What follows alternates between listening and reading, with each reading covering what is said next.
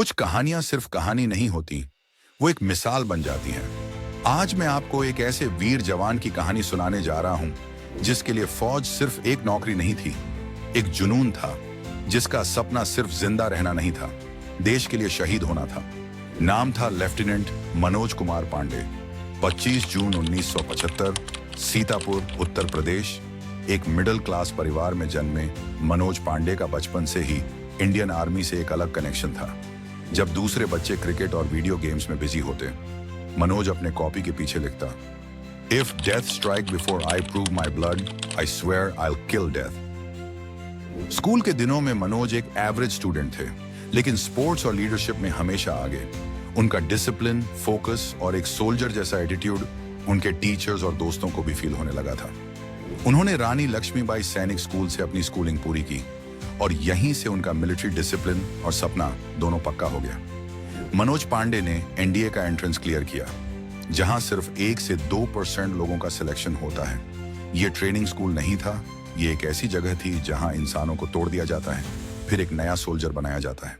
हर सुबह 4 बजे उठना, 10-15 kilometre running, obstacle training, discipline के एक्सट्रीम स्टैंडर्ड्स, ये सब कुछ मनोज के लिए मुश्किल जरूर था, लेकिन कभी भी उन्होंने हार नहीं मानी।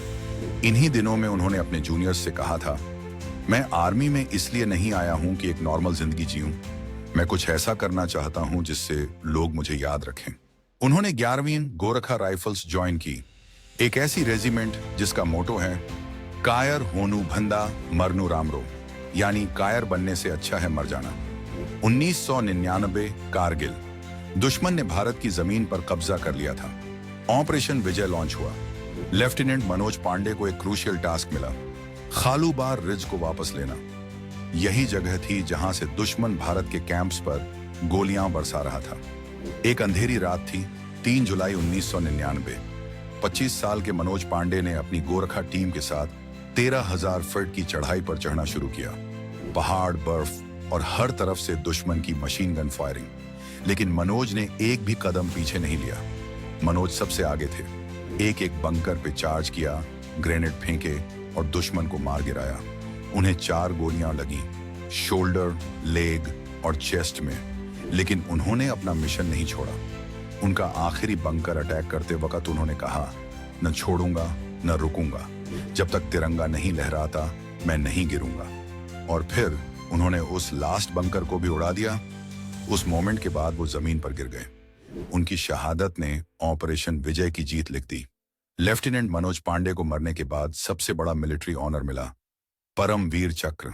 उनका नाम अब गोरखा रेजिमेंट के हर ट्रेनिंग सेंटर में लिया जाता है। एनडीए के हॉल को उनके नाम पर रखा गया है। लखनऊ का एक चौक भी उन्हीं के नाम से मशहूर है। अगर आपको लगता है कि लेफ्टिनेंट मनोज पांडे की कहानी हर हिंदुस्तानी तक पहुंचनी चाहिए, तो इस वीडियो को लाइक करें, कमेंट में लिखें, जय हिंद मनोज पांडे अमर रहें, और सब्सक्राइब करें ऐसी ही कहानियों के लिए जो दिल से जुड़ी हों।